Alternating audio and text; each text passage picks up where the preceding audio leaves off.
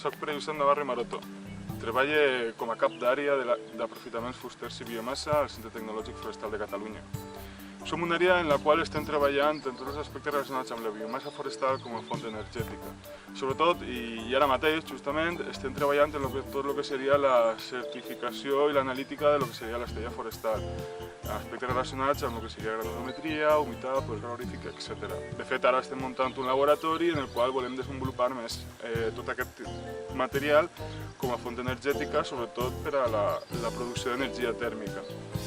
Tanmateix, estem prospectant algunes coses relatives al pèl·let, però vaja, a grans trets, tot el que està relacionat amb la biomassa forestal, tant el que és el seu aprofitament com el que seria el seu subministrament per a la producció d'energia, treballem en tota aquesta cadena.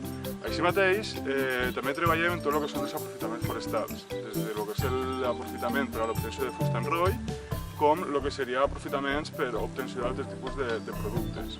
Hem realitzat estudis de mercat de productes fusters i productes no fustaners, com per exemple la castanya i tanins, però tanmateix també hem elaborat estudis relacionats amb tot el que seria la xarxa viària, disponibilitat, accessibilitat, etc.